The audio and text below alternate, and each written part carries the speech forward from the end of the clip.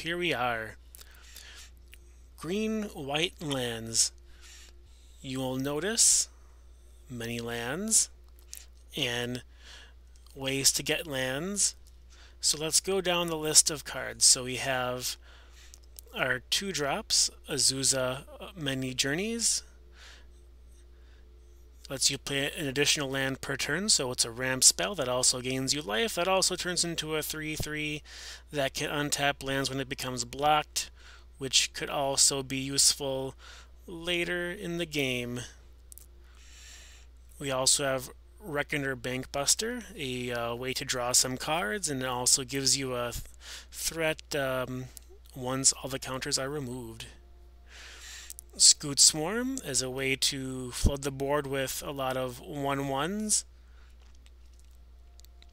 Then we have Cartographer Survey, which lets you ramp into 2 lands from the top 7 of your deck to put on the battlefield, so you can put non-basics into play and ramp 2 lands with 1 spell. One of our threats is the Wandering Emperor. Don't really need to go over this, I don't think. Planeswalker to win the game. Other threats include Renin 7, Planeswalker, to also generate a large token and also get more lands. Kura the Boundless Sky, threat flying, also death touch, so it can trade with whatever it blocks if it has to block, and then when it dies to a blocker or an attacker or a board sweep, you get another creature most likely, or you can also get more lands. Ao the Dawn Sky also added 2 copies because it's another threat, and it has vigilance, so it can attack while it's also blocking, and then when it dies you can either put counters on your creatures or search for another threat such as Scoot Swarm or Reckoner Bankbuster to draw more cards, and then worst case scenario, Azusa's Many Journeys or nothing at all. And then my favorite card to play right now in Standard, Devastating Mastery.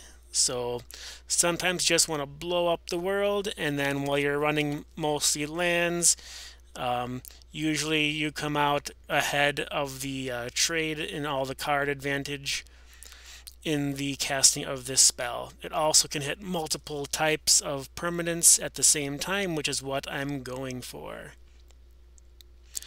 And then we also have Emeria's Call, a land that is also a threat. And then lastly, we have our lands. So we have 2 of the Eiganjo Seat of the Empire, a way to use your lands to kill things. Buseju, a very expensive naturalize on a land.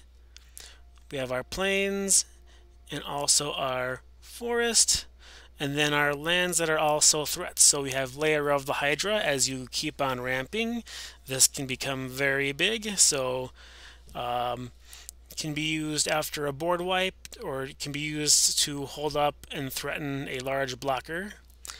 And then also we have Crawling Barrens, which starts out slow but can also become large and threaten to close the game out as well. Of note, you can put counters on it without making it a creature. Then we also have our green-white lands, so we have Blossoming Sands, and then also the Overgrown Farmland. I'm also running a Bretagard Stronghold as a way to have some threat diversity, as a way to gain some life back should the need arise late or mid-game. And then our lands of Field of Ruin to blow up your opposing man lands. Hopefully you don't see too many on the other side of the table. And then we have our Flippy-Doo land, the Branch Loft, Boulder Loft pathway. So we want to make sure we have our 4 white sources for the Devastating Mastery. If you want the deck to be cheaper, you probably don't need to run the Wandering Emperor. I'm just trying it because I don't have wilds to increase the count on my Eiganjo, which was the original plan, but why not try it? For the sideboard, we have uh, Curse of Silence as a way to delay things like Hullbreaker Horror or other things that are late game threats that you want to delay and cause your opponent to tap out to play them. Lantern of the Lost for graveyard shenanigans. Depopulate as an extra board wipe, which you can ramp into on turn 3 if you have a turn 2 Azusa. 2 Farewell as a way to just reset the board with minimal splash damage to your own permanents. Yasharn Implacable Earth.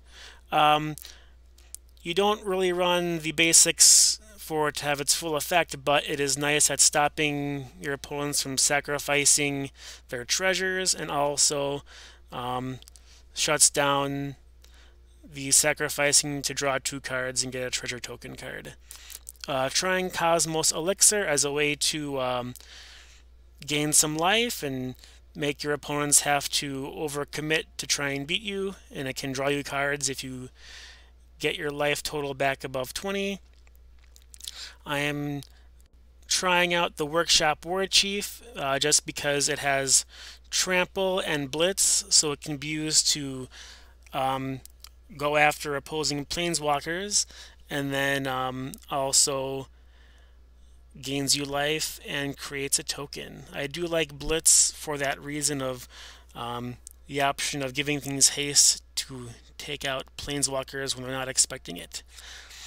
Lastly, we have Craig Plate Baloth in case you have a control heavy deck. This should be easy for you to cast with 7 or 10 mana, and unless they have the Soul Shatter, it will be, or lots of blockers, it'll be difficult for them to deal with.